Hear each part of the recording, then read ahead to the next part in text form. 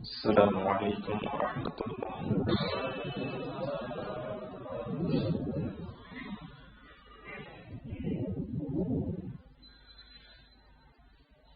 نحمده ونصلي على رسوله الكريم أما بعد. সমস্ত প্রশংসা আল্লাহ তাআলার জন্য। আল্লাহ তাআলা আমাদেরকে পবিত্র জুমার নামাজ আদায় করার লক্ষ্যে আল্লাহর ঘর মসজিদে আসার তৌফিক দান করেছেন, আলহামদুলিল্লাহ।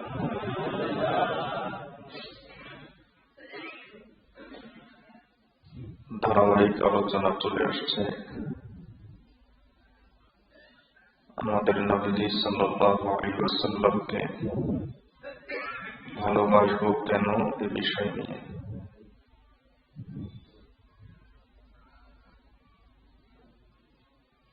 নবী করিম সাল্লাল্লাহু আলাইহি ওয়াসাল্লামকে কেন ভালোবাসবো? অনেক কারণ। তার মধ্যে বলেছিলাম যে চারটি কারণ হলো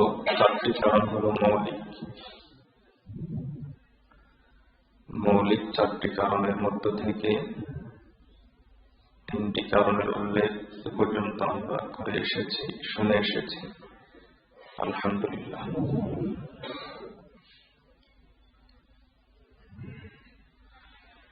গত সপ্তাহে বলা হয়েছিল আমরা এই সপ্তাহে ইনশাআল্লাহ পুরোপুরি গুরুত্ব দিয়ে যত বেশি সম্ভব দরুদ পড়ব। আলহামদুলিল্লাহ অনেকে আমলও করেছেন।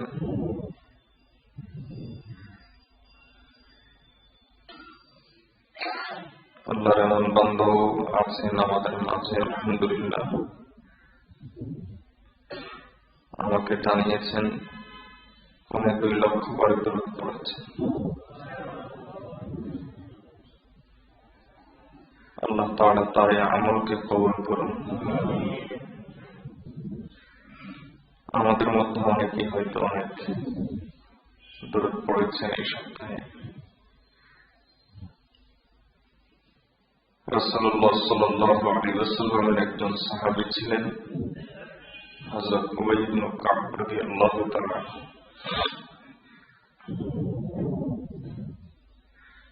তিরমিজির একটা ব্যাখ্যা গ্রন্থ আছে, নাম হলো তুহফাতুল আহওয়াজি। সেখানে হাদিসটি এসেছে, উবাই ইবনে কাব রাদিয়াল্লাহু তাআলা নবীজিকে বললেন, ইয়া রাসূলুল্লাহ সাল্লাল্লাহু আলাইহি ওয়াসাল্লাম,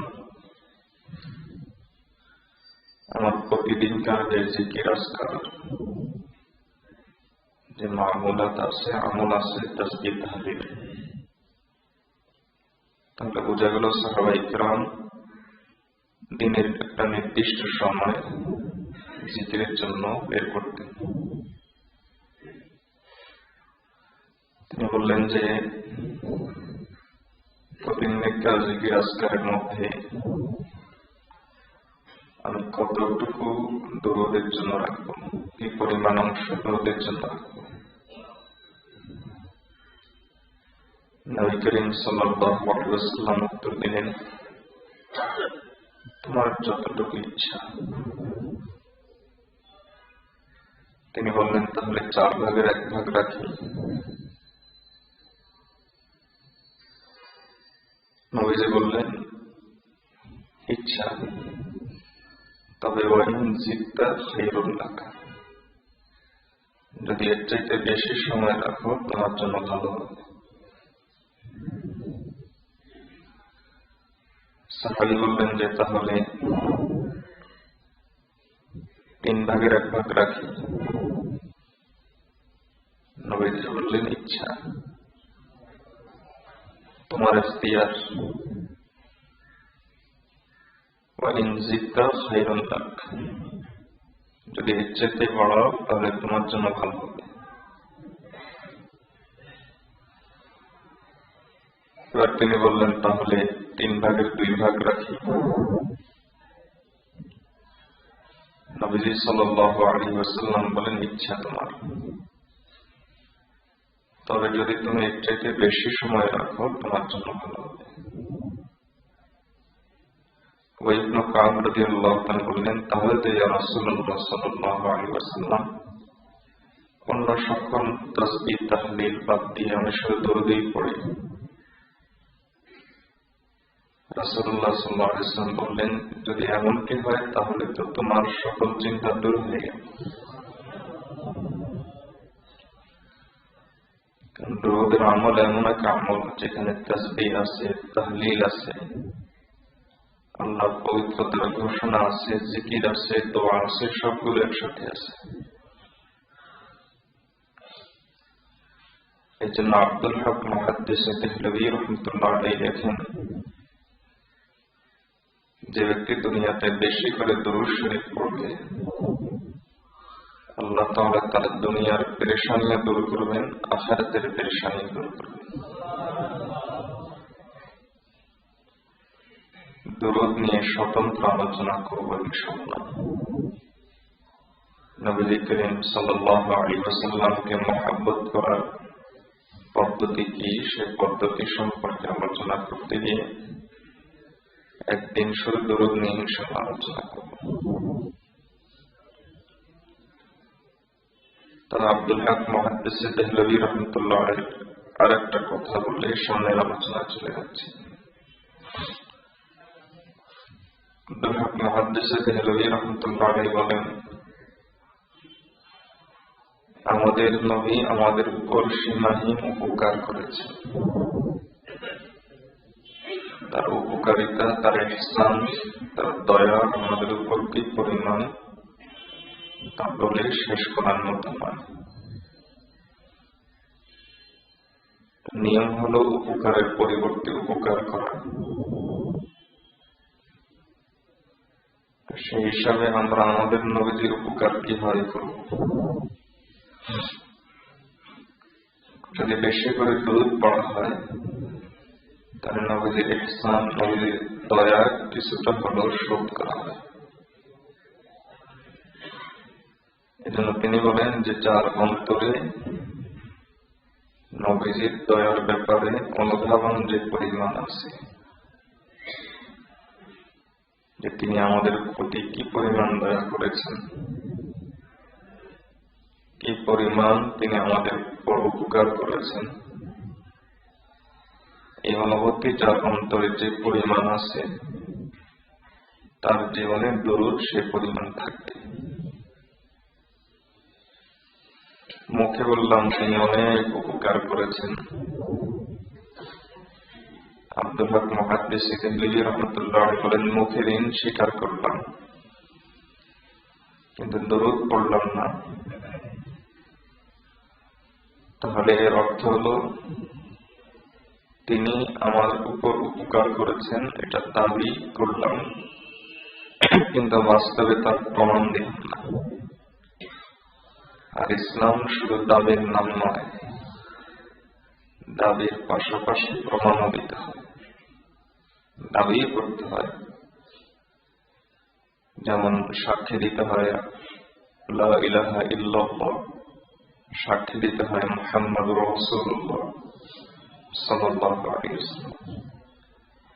তবে দাবির পাশাপাশি প্রমাণের নাম হল ইসলাম। আল্লাহ আমাদেরকে আমাদের নবীজি যে পরিমাণ দয়া করেছেন তা অন্তরে এনে, অনুভূতিতে এনে বেশি করে দুরূদ শরীফ পড়ার তৌফিক দান করুন। অন্তত সকাল সন্ধ্যায় 100 বার করে কমপক্ষে اللهم صل على سيدنا محمد وعلى آل سيدنا محمد وبارك وسلم. আবু দাউদ এবং মুসলিমের হাদিস, রাসূলুল্লাহ সাল্লাল্লাহু আলাইহি ওয়াসাল্লাম বলেছেন, আমার উপর একবার দুরূদ পড়লে সাল্লাল্লাহু আলাইহি 10 মাররাত আল্লাহ তাআলা তার উপর 10টি রহমত বর্ষণ করেন। আমি যদি একবার দুরূদ পড়ি,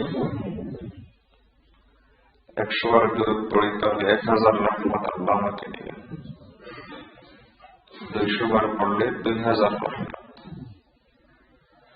যার উপর প্রতিদিন 2000 রহমত আসবে, সেটা আল্লাহর গজব থেকে নিরাপদ হয়ে যাবে।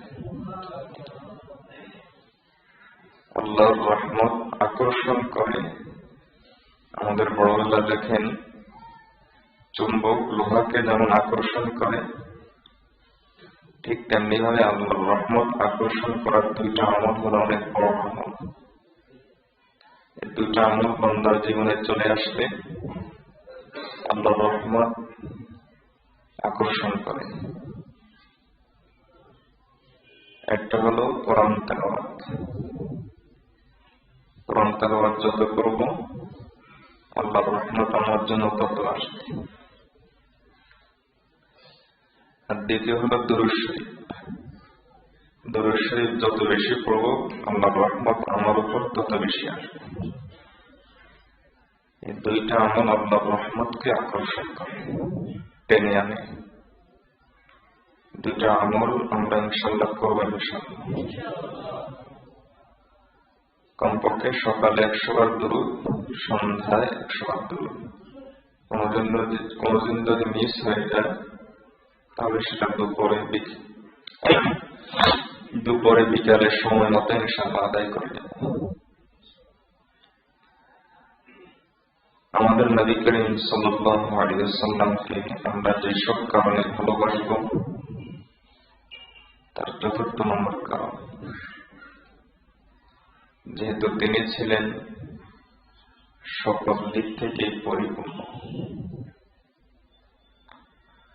আমাদের জীবনের এমন কোন দিক নাই, এমন কোন অঙ্গন নাই, যে অঙ্গনে আমাদের নবীজির সরাসরি আদর্শ পাওয়া যায় না।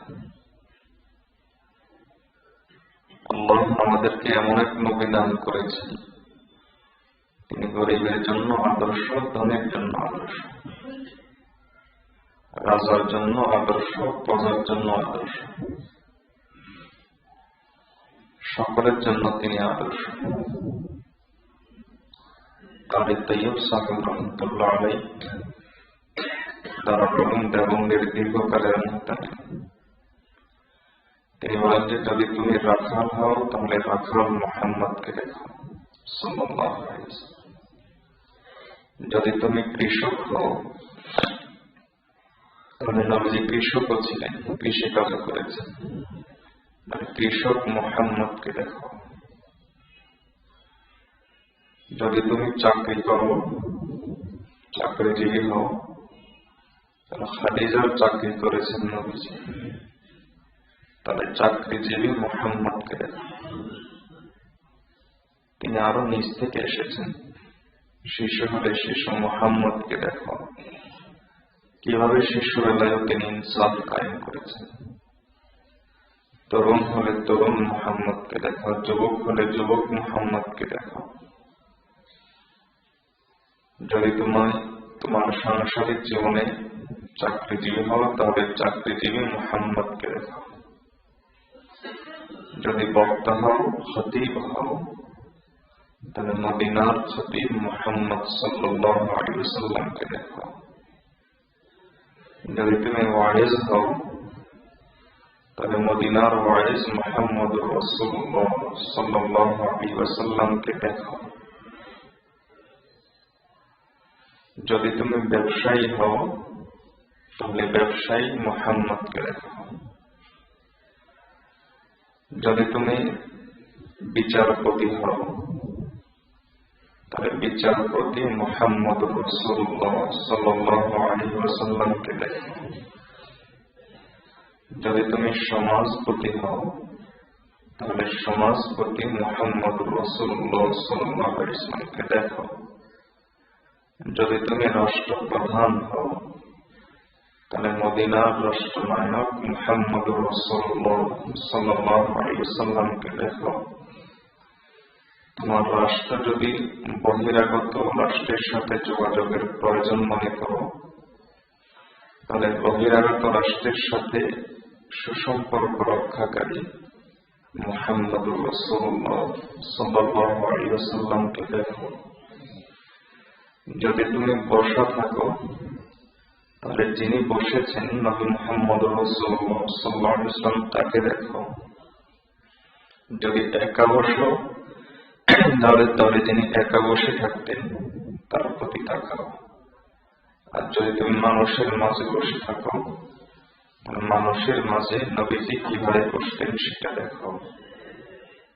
যদি তুমি তোমার স্ত্রী থাকে তাহলে দীর্ঘদিন এক স্ত্রী যার ছিল খাদিজার স্বামী মুহাম্মদ রাসূলুল্লাহ সাল্লাল্লাহু আলাইহি ওয়াসাল্লামকে দেখো।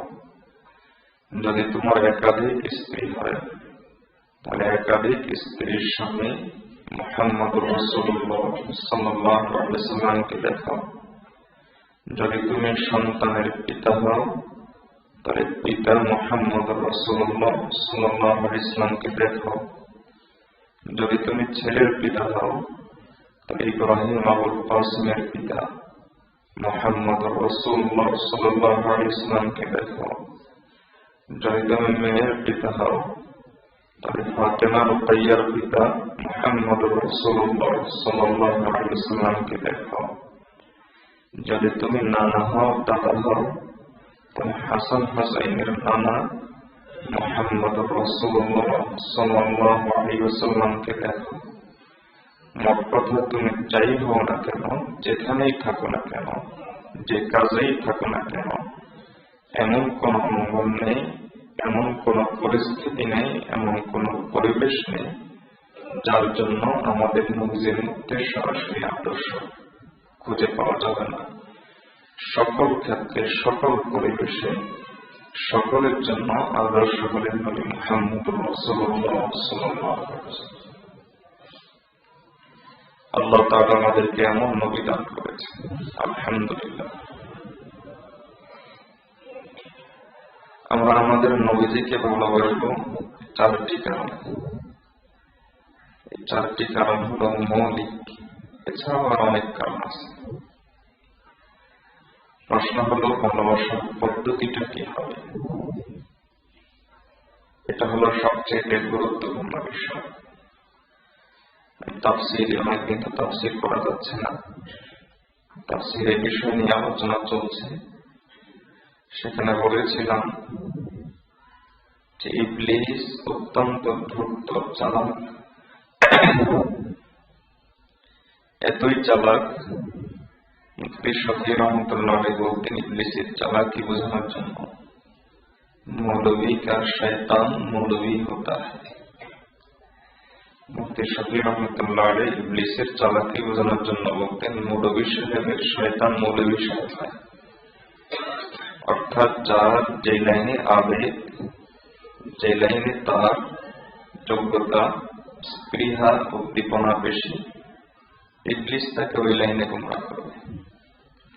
আমার শেখ ও মুর্শিদ বলেন কোন ব্যক্তি হয়তো বেশি টাকা খরচ করার অভ্যাস, ইবলিস তাকে এবার দানের খাতে নিয়ে যাবে না, তার এই যোগ্যতাটা ঠিক ধরে রাখবে। তবে করবে কি? বেহুদা কাজে, ফালতু কাজে। মেয়ের বিয়ে লেগেছে, বাস কয়েক লক্ষ টাকা খরচ করো, তারপর মুসলমানের অনুষ্ঠান, কয়েক লক্ষ টাকা খরচ করো, এভাবে বেহুদা কাজে এটাকে ঘুরিয়ে দেবে। আর কোন ব্যক্তি টাকা পয়সা খরচ করার অভ্যাস নেই, ইবলিস তার এই যোগ্যতা নষ্ট করবে না, তাকে কৃপণ বানিয়ে দিবে। এবার সে সংসারের প্রয়োজনীয় খরচে করবে না, দরকারি খরচে সে করবে না, তাকে কৃপণ বানিয়ে দিবে। কোন ব্যক্তির মাঝে বাহাদুরি আছে, এবার সেই যোগ্যতা নষ্ট করবে না, এবার তাকে হয়তো সন্ত্রাসী বানিয়ে দিবে, বেয়াদব বানিয়ে দিবে, অহংকারী বানিয়ে দিবে। কোন ব্যক্তির মধ্যে বুঝতেই আছে কাপুরুষ, তার এই যোগ্যতা সে নষ্ট করবে না। এবার সে এটাকে এই লাইনে কোনো না কোনো ভাবে কাজে লাগে। অর্থাৎ যে যেরকম ইবলিস তার সাথে ধোঁকাবাজি আচরণ করে সেরকম। এজন্য উনি একথা মৌলভী সাহেব তাকে বলে ধোঁকা দিবে না যে চলো সিনেমা দেখি, কারণ জানে মৌলভী সাহেবটা সিনেমা দেখবে না। কে দিয়ে ধোঁকা দেবে? এবার তার মধ্যে বেদাত ঢোকাবে, বিবর ঢোকাবে, শেখায় ঢোকাবে। এভাবে মৌলভী কা শয়তান মৌলভী হতা হয়, মৌলভী সাহেবের শয়তান মৌলভী সাহেব হয়। আলহামদুলিল্লাহ, আমাদের মুসলমানদের অন্তরে একটা আবেগ আছে, একটা ভালোবাসা আছে, যে ভালোবাসা হলো আমাদের ঈমানের অংশ। সেই ভালোবাসা হলো নবীজিকে প্রাণের চাইতে বেশি ভালোবাসা। এই বিষয়ে যখন আলোচনার সূচনা করেছি তখন বলেছিলাম, মনে আছে কিনা জানি না, আলোচনার শুরুই করেছি এভাবে, আমাদের নবীজিকে প্রাণের চাইতে বেশি ভালোবাসা প্রত্যেক মুসলমানের জন্য জায়েজ, সুন্নাত, মুস্তাহাব, ওয়াজিব নয়, ফরজে আইন। নবীজিকে প্রাণের চাইতে বেশি ভালোবাসা না বাসলেও চলবে, বিষয়টা এরকম নয়। বাসলে ফজিলত, না বাসলে গুনাহ নাই, এরকমও নয়। ফরজে আইন। যে ব্যক্তি নবীজিকে প্রাণের চাইতে বেশি ভালোবাসতে পারবে না, তার ইমানই হবে। मोहम्मद की मोहब्बत दीन हक की शर्त अव्वल है, अगर उसमें रहे खामी तो ईमान मुकम्मल है। नबी सल्लल्लाहु अलैहि वसल्लम के हदीस শুনেছেন, ला युमिनु अहदुकुम हत्ता अकूना अहब्बा इलैहि मिन वालिदिही व वलदिही वन नासि अजमाइन। পিতা মাতা ছেলে মেয়ের চাইতে নবীজিকে যদি প্রাণের চাইতে বেশি ভালোবাসতে না পারে, আমার ঈমান পরিপূর্ণ হবে না। আমাদের এই আবেগ যথাস্থানে ইবাদত,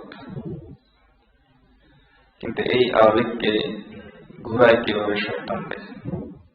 মৌলভী আর শয়তান মৌলভী হতা হয়। এই আবেগকে পুঁজি করে, এই আবেগকে কাজে লাগিয়ে আমাদের সমাজের অধিকাংশ বেদাত হয় এই আবেগকে কেন্দ্র করে, অধিকাংশ বেদাত। নবী করিম সাল্লাল্লাহু আলাইহি ওয়াসাল্লামের প্রতি ভালোবাসা কোন মুসলমানের অন্তরে না আছে? আর না থাকলে সে তো মুমিনই না।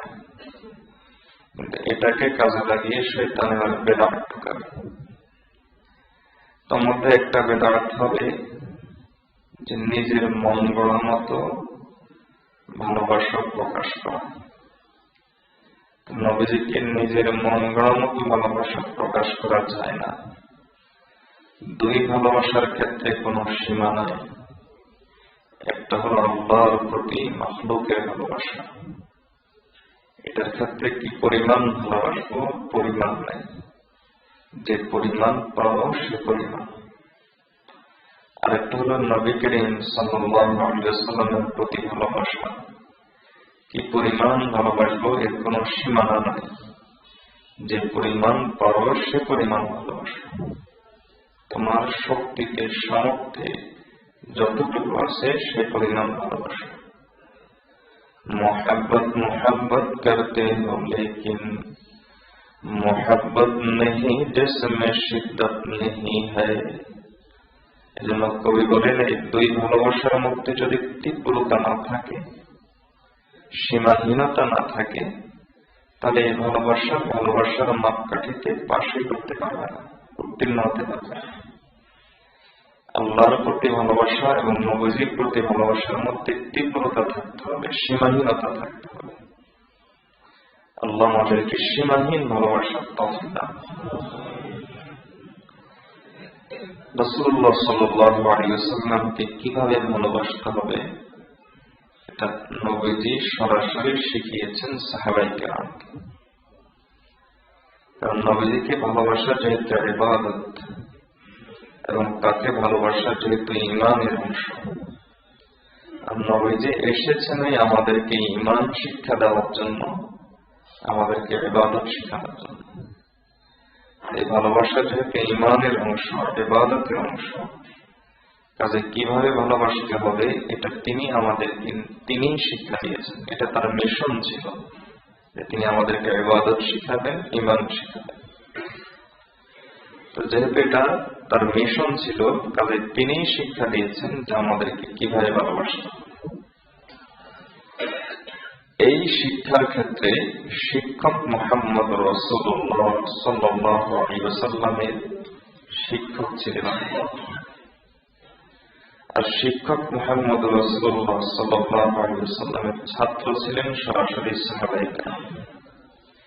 কাজেই আল্লাহ নবীজিকে যেভাবে বলেছেন, নবীজি সাহাবায়ে কেরামকে সেই পদ্ধতিটা শিক্ষা দিয়েছেন। আল্লাহ কি বলেন দেখেন, আল্লাহ বলেন যত ভালোবাসা আছে সমস্ত ভালোবাসা আমার ভালোবাসার আন্ডারে। এমনকি তোমরা যদি তোমাদের নবীজিকে ভালোবাসো সেটাও আমার ভালোবাসার আন্ডারে। আর আমাকে যদি ভালোবাসো তাহলে তোমরা এই ভালোবাসার প্রকাশ কিভাবে কি করবে? আল্লাহ বলেন কুল ইন কুনতুম তুহিব্বুনাল্লাহ ফাত্তাবিউনি।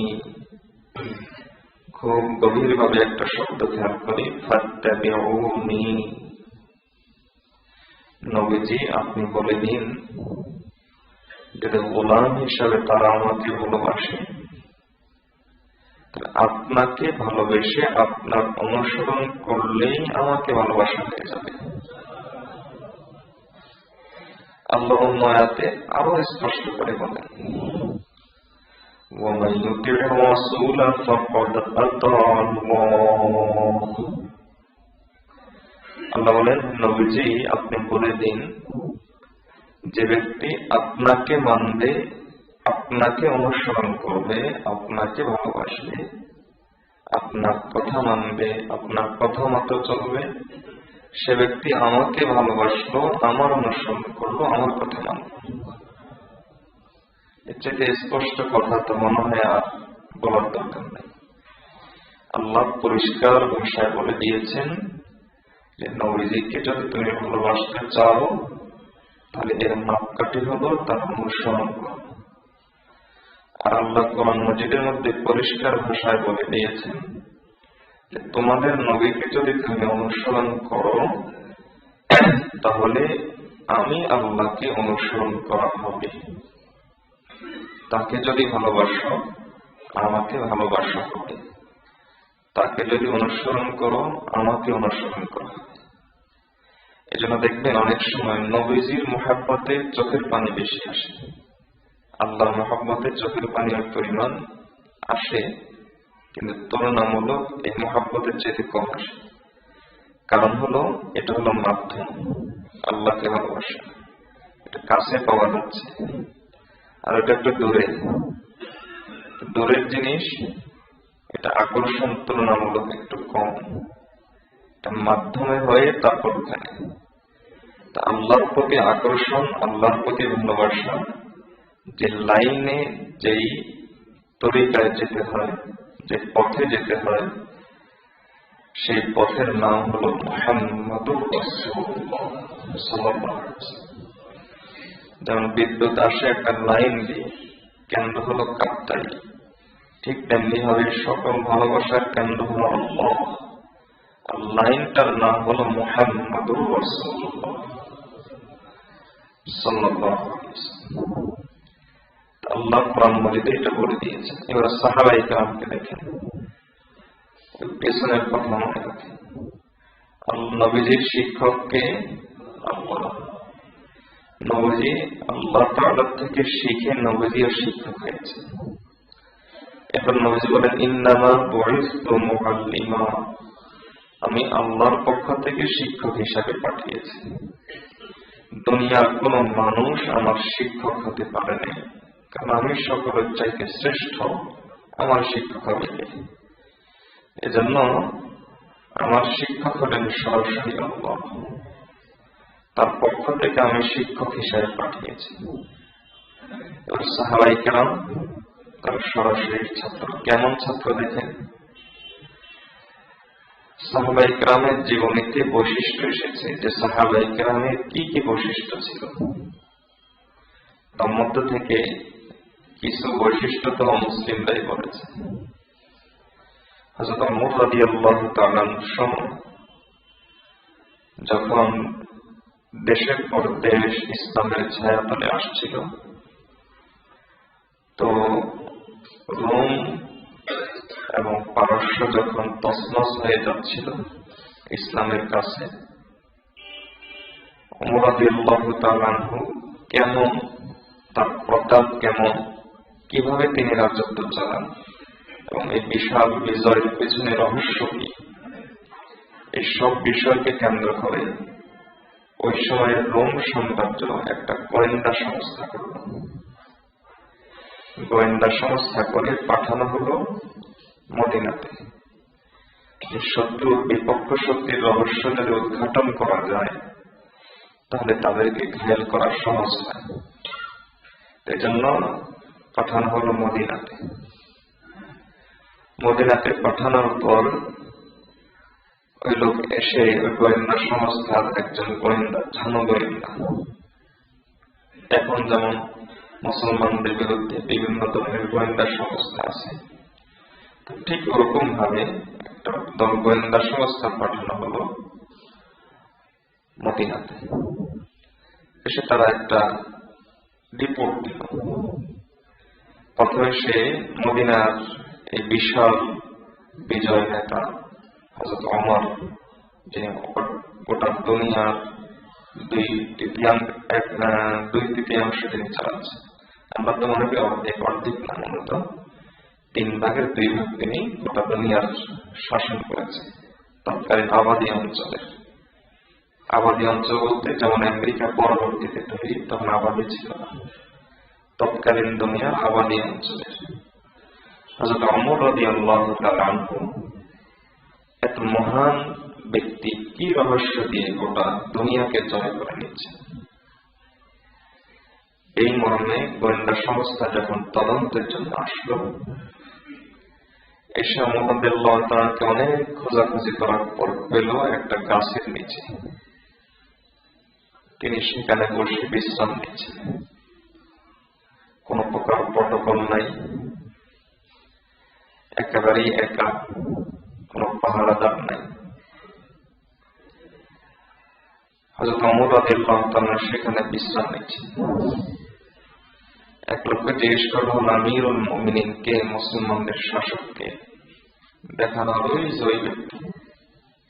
তার বিশ্বাস হচ্ছে না, আলিশান ঘর থাকবে, তার সিকিউরিটি থাকবে, তারপরে বিভিন্ন ধরনের নিরাপত্তা ব্যবস্থা থাকবে, কত দরজা পার হয়ে সেখানে যেতে হবে, তার চিন্তা ছিল তার রাজার মতো।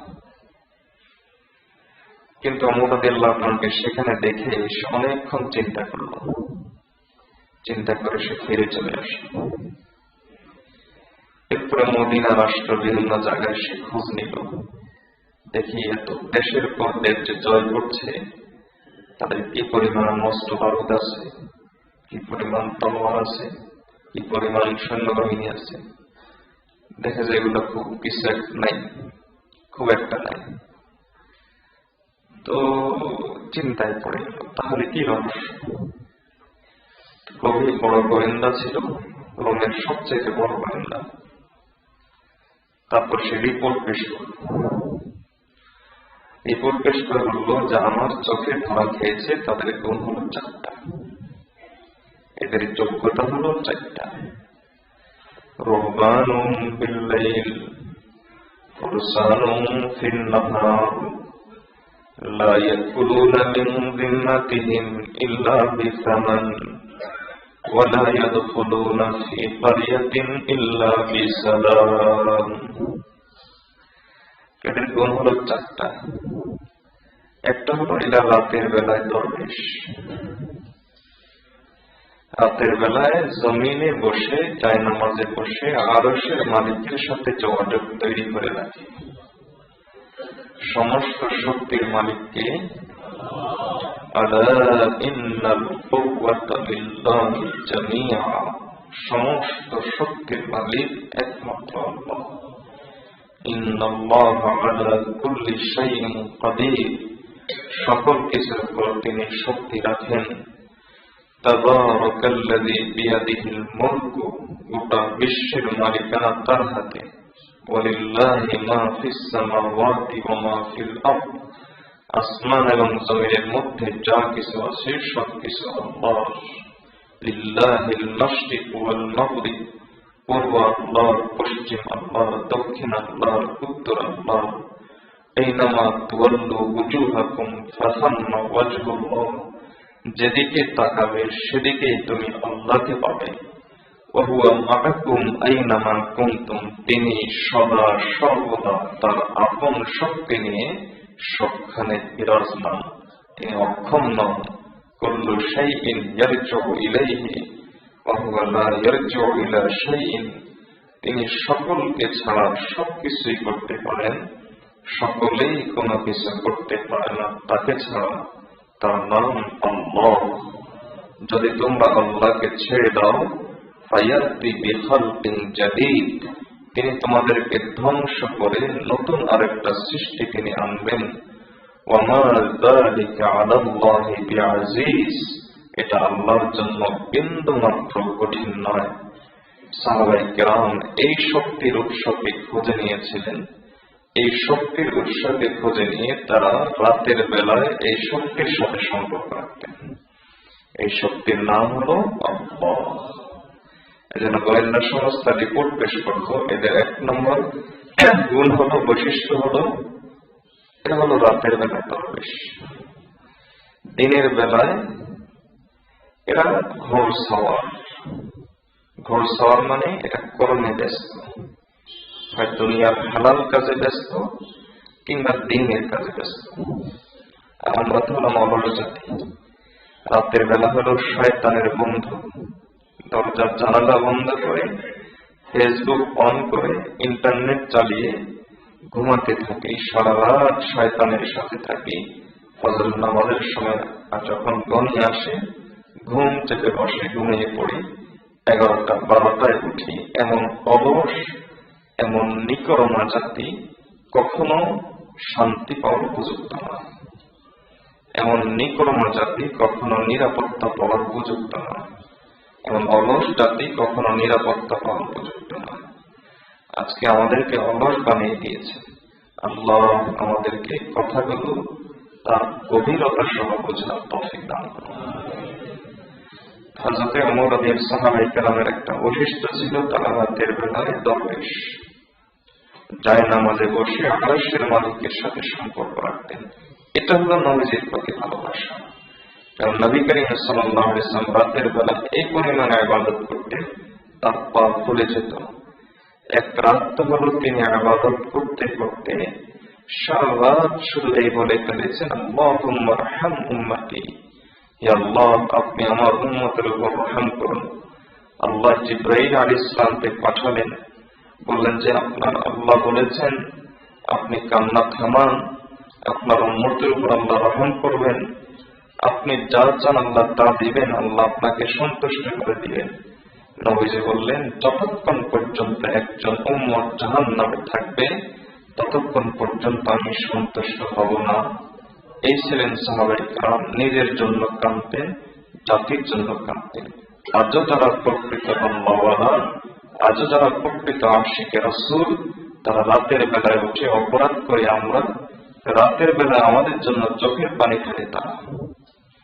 তারা চোখের পানি ফেলে বলে, হে আল্লাহ জাতি গুনাহ করেছে, জাতির উপর আযাব আসতেছে, আপনি তাদেরকে ক্ষমা করুন, তাদেরকে মাফ করে দিন। এই বিষয়গুলো, এই চিত্রগুলো প্রকৃত আশিকে রাসূলের এই গুণ আপনারা হয়তো খুঁজে পাবেন না। আমি বলবো খুব কঠিন নয়, একেবারে হাত জোড় করে দিয়ে বলবো, মাঝে মাঝে কওমি মাদ্রাসাগুলো ভিজিট করুন, মাঝে মাঝে কওমি মাদ্রাসাগুলো যান, মাদ্রাসাগুলো রাতের আমল দেখেন, হিফজখানার ছাত্রদের তেলাওয়াত, সাতাজায় গ্রামের রাতের তাহাজ্জুদ, জিকির, আজকার, কান্নাকাটি দেখেন আসল আশিক রাসূল কারা আপনাদের কাছে পরিষ্কার।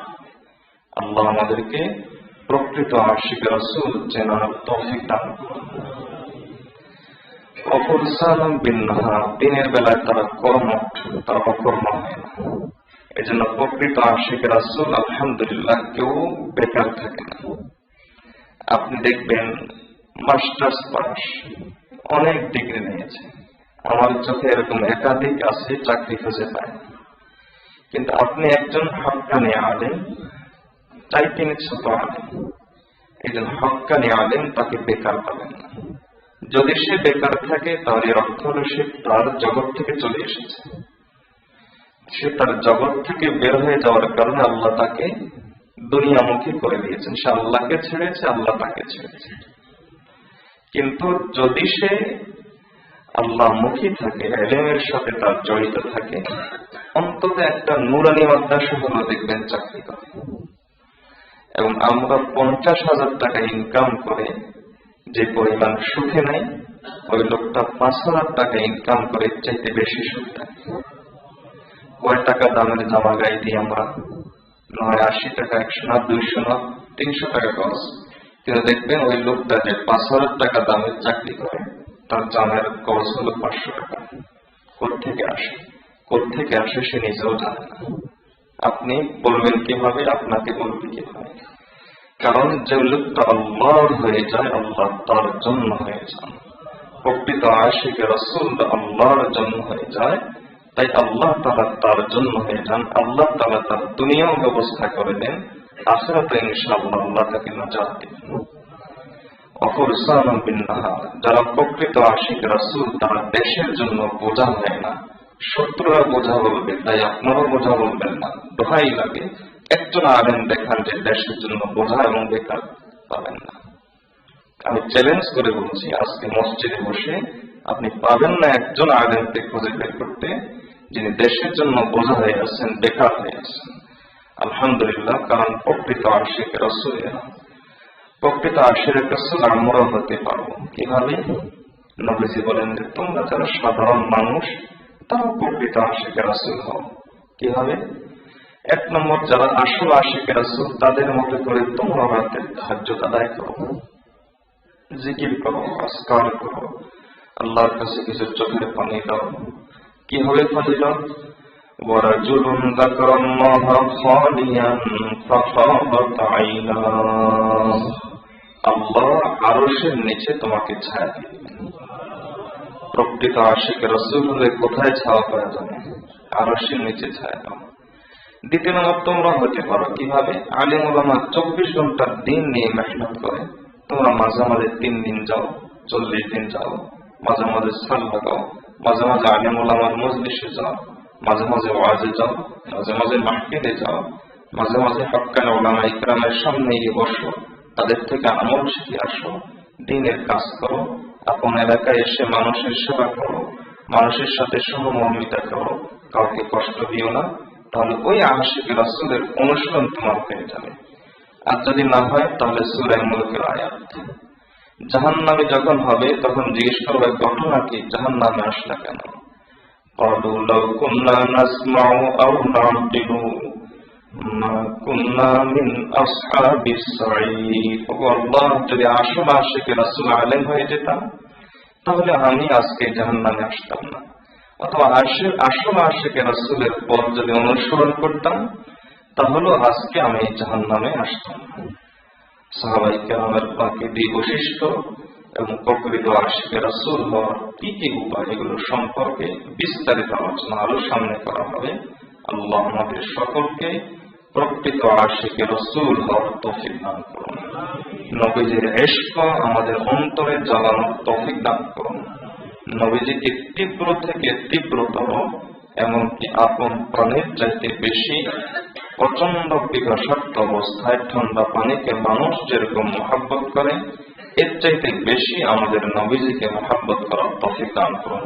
ওয়া মা আলাইনা ইল্লাল বালাগ। যারা সুন্নাত পড়েন